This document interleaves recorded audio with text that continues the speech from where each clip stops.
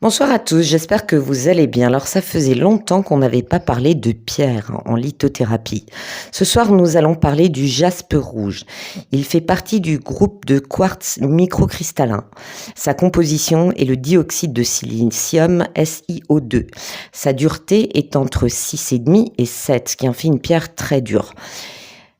On trouve des gisements de jaspe rouge au Brésil, aux États-Unis, en France, en Inde, à Madagascar et en Russie.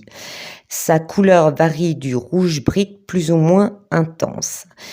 Il servait déjà aux hommes préhistoriques pour fabriquer des outils et au travers des siècles pour l'ornement de pavements, d'objets divers et décorations, de bijoux incrustés et dans des habitations comme ornement.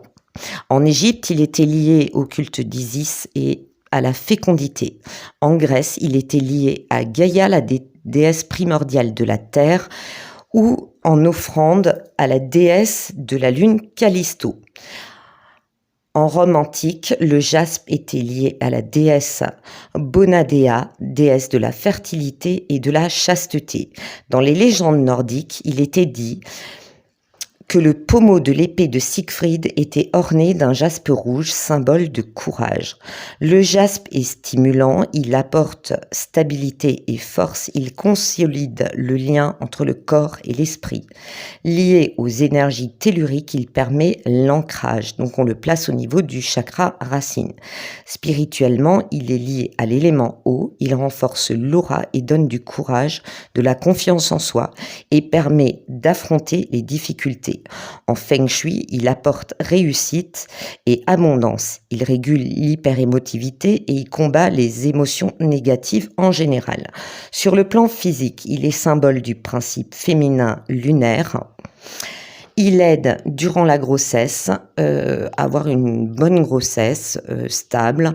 Il stabilise aussi le taux hormonal, il calme les nausées et il aide à la cicatrisation postpartum. Il stimule aussi les organes de reproduction et favorise la fécondité. Sur le plan sexuel, il est dynamisant, on lui attribue même des pouvoirs aphrodisiaques. Le jaspe soulage aussi les maux de ventre, les maux de foie, de l'estomac et de la rate. On le placera alors sur le plexus solaire. Pour le purifier, on utilise de l'eau de source salée et on peut le recharger au soleil, dans la terre, sur une fleur de vie ou sur un amas de cristaux de quartz. Voilà, j'espère que cette petite présentation vous aura plu. Je vous souhaite une excellente soirée à tous. À très bientôt.